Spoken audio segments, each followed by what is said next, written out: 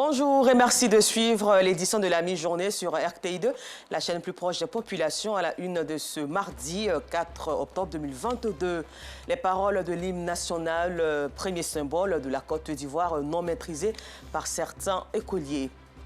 Et puis, au Burkina Faso, une délégation de la CEDEAO initialement attendue depuis hier lundi à Ouagadougou doit arriver ce mardi dans la capitale burkinabé. Encore merci à vous de nous suivre. Les paroles de l'abidjanaise, l'hymne national de la Côte d'Ivoire, ne sont pas connues de tous. Dans un groupe scolaire d'Abobo, les élèves ne savent pas chanter l'abidjanaise et Georgette Ido Fofana a fait le constat pour vous.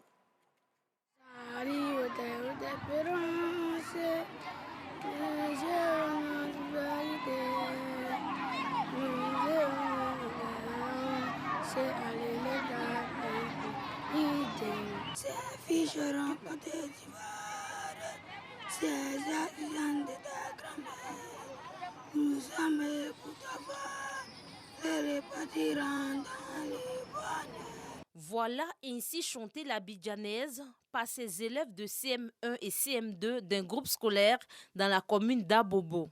Ici, ils sont nombreux ces apprenants qui ont du mal à maîtriser les paroles de l'hymne national.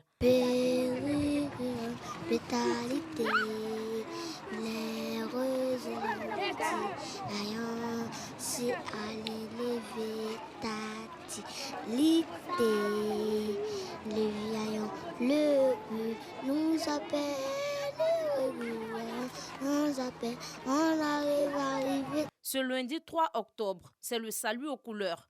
Les élèves de la maternelle au CM2 en file indienne se rendent au drapeau. À 8 h, débute la cérémonie. Attention pour la montée des couleurs nationales. CM2, envoyé.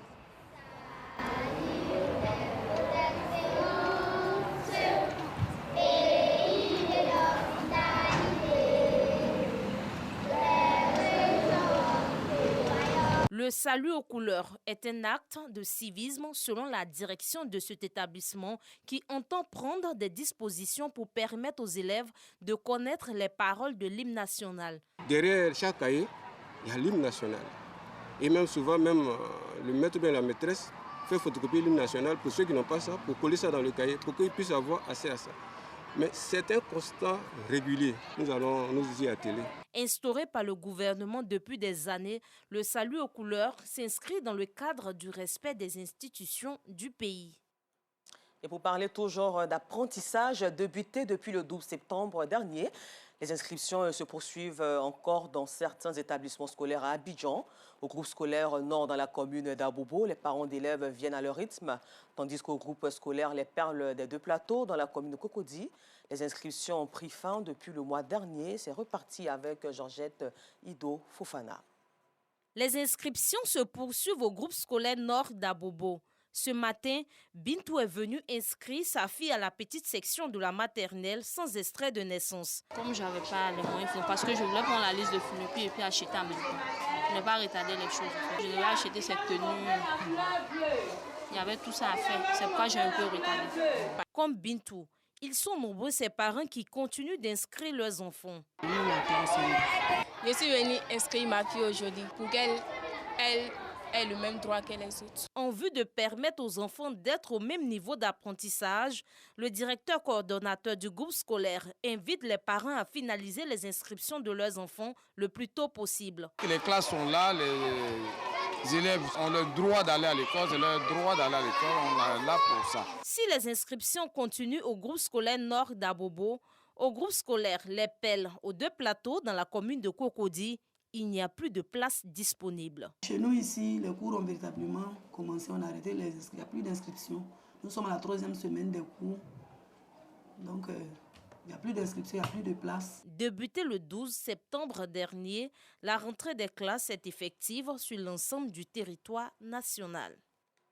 Un peu plus loin de la ville d'Abidjan, l'eau source de vie est une denrée rare dans les robinets à Bonon, commune dans la région de la Maraoué.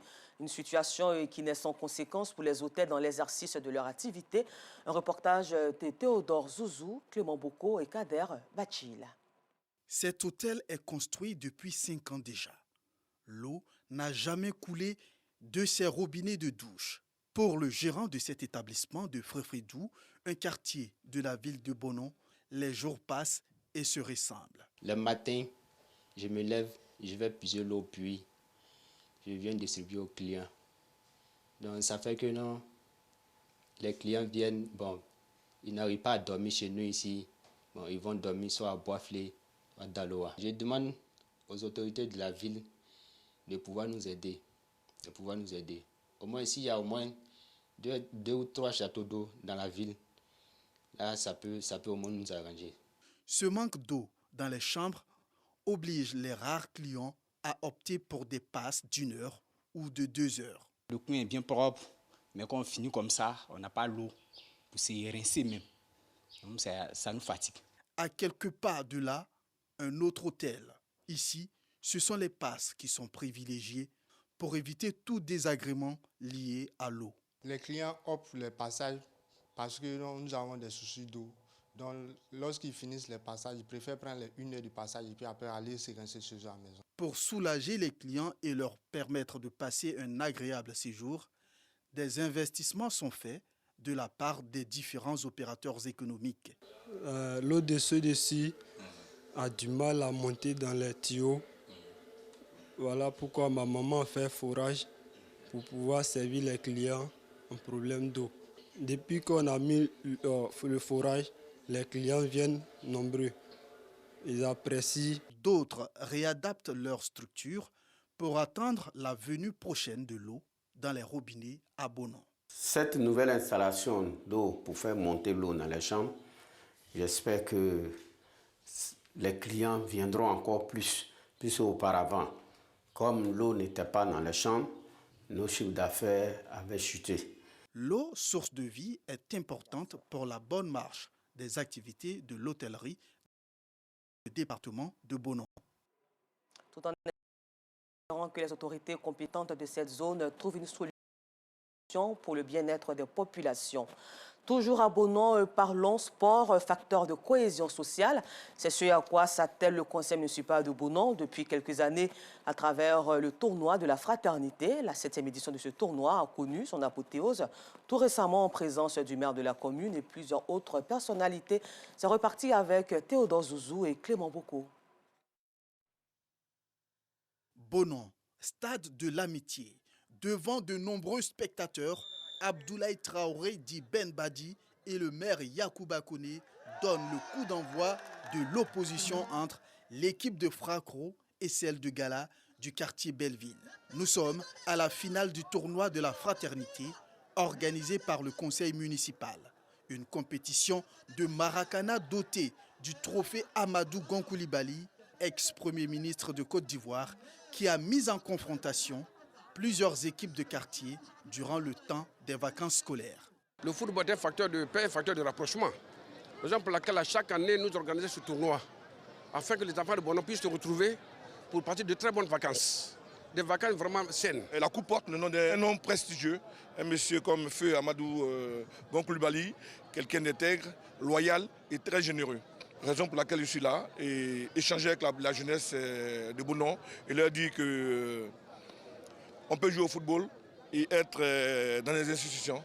Donc je souhaite que l'esprit fair play prévale sur le tournoi et que le meilleur gagne. Le meilleur sera la jeunesse de Bonon. Dès le premier quart d'heure, Fracro affiche déjà ses ambitions et marque un penalty à la 17e minute.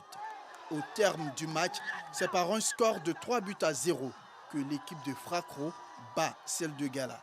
Et cela dans un esprit de fraternité apprécié par l'autorité préfectorale venue assister à cette rencontre. Ce petit tournoi-là a rassemblé nos enfants, les a presque immobilisés et a permis aux enfants de rester sur place ici et de s'occuper sainement. Et nous ne pouvons qu'apporter notre caution à ce genre de manifestations. Vainqueurs et vaincus saluent également le fair play qui a prévalu au cours de cette finale. On était dans un état d'esprit de fraternité, de bon vivre ensemble. Vu que c'était les vacances, on a profité pour s'amuser un peu entre nous les copains. C'est toujours un plaisir de nous retrouver ainsi. En finale, il y a un vaincu et puis il y a un gagnant. Donc nous, on a perdu 3-0. Bon, de toutes les façons, on va rentrer à la maison. On a eu quelque chose. Et puis, l'équipe en face aussi, ils ont joué le ballon. Nous aussi, on a joué. Donc moi, je pense bien que c'est eux qui ont été meilleurs que nous ce soir. Donc, ils ont pris le trophée. Donc moi, je pense bien que c'est à eux qu'on doit remercier. Au-delà de ce tournoi, l'équipe municipale compte ouvrir un complexe sportif dans les prochains mois pour la pratique du sport à Bono. C'est toujours avec un immense plaisir que je vous parle toujours de paix et de cohésion sociale. La deuxième édition du tournoi de la paix initiée par l'Association des jeunes dynamiques pour le progrès d'Abobo a connu son apothéose ce dimanche 2 octobre. Une finale qui a opposé l'équipe d'Anador Football Club à celle de l'Alliance Football Club d'Abobo. Ce tournoi était parrainé aussi par Fosseni Dambélé, directeur général du groupe RTI Radio-Télévision Ivoirienne. Suivons ensemble le compte-rendu de nos Sangaré, commenté par Ami Koulibaly. C'est le complexe sportif de la commune d'Abobo qui a abrité la finale de la deuxième édition du tournoi de la paix, doté du trophée Fosseni Dambélé, directeur général de la RTI.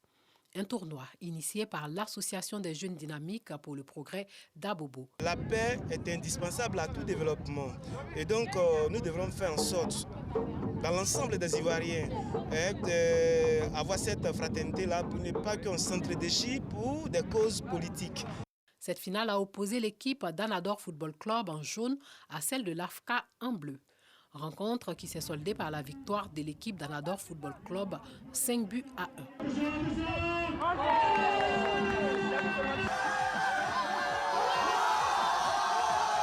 Merci aux dirigeants qui nous ont permis de participer à ce tournoi.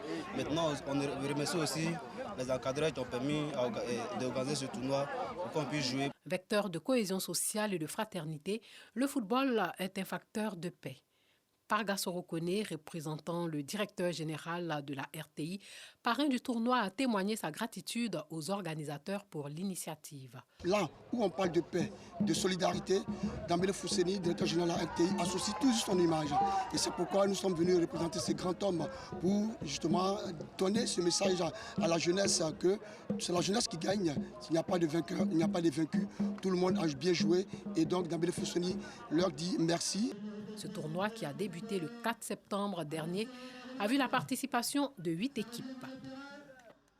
Au chapitre religion, le groupe islamique Ahmadiyya a organisé un séminaire de formation autour du thème « La justice gage de l'harmonie en société ». Objectif de cette rencontre, permettre aux fidèles musulmans d'avoir des enseignements sur leur religion. Pour l'occasion, donc, les fidèles sont venus de différents pays africains pour prendre part à ce séminaire. La rencontre s'est tenue dans la commune de Yopougon. Pagasoro Kone de Madongi y était pour un RTI2. Ils sont venus du Sénégal, du Ghana, du Burkina Faso et du Bénin pour prendre part à la 18e édition du séminaire de formation Sana Ijtema, une formation qui permet aux fidèles musulmans d'avoir des enseignements sur leur religion. Une rencontre organisée par le groupe Ahmadiyya autour de la problématique justice, gage de l'harmonie en société. Si nous voulons vraiment vivre dans une société harmonieuse, en paix et en amour, ça ne pourra se faire sans la justice. Voilà, pour ce faire, nous avons choisi ce thème-là, parce que nous faisons tous face à ce phénomène aujourd'hui. Chaque année, la jeunesse islamique Ahmadiyya, à travers le monde entier, partout la communauté organise une conférence annuelle qui réunit les jeunes de la communauté. Et durant 3 jours, ils participent à des prières. Et il y a des discours allant dans le sens de la sensibilisation. Nous avons atteint l'objectif parce qu'au fur et à mesure, nous sentons que notre jeunesse est consciente, responsable. De la paix, la justice et puis l'harmonie dans la société. Parce que l'islam même prône l'harmonie et la cohésion sociale et le vivre ensemble. Le Saint-Prophète sallallahu alayhi wa sallam a vécu dans une société cosmopolite, mais sans offenser quelqu'un. Le conférencier n'a pas manqué d'inviter la communauté musulmane dans son ensemble à prôner les valeurs de l'islam, la tolérance, la paix, la solidarité et l'amour. Une visite de stand a mis fin à ce séminaire de formation. Et puis nous le disions en titre, pour finir, au Burkina Faso, une délégation de la CEDEAO, initialement attendue hier lundi à Ouagadougou, doit arriver ce mardi dans la capitale burkinabé. C'est pour évaluer la situation après 3 jours de tensions qui ont abouti à la démission du lieutenant-colonel Paul-Henri Sandao, d'Amiba Sandaogo, actuellement exilé au Togo, à Lomé. Encore merci à vous et bonne suite de programme sur RTI2, la chaîne plus proche des populations.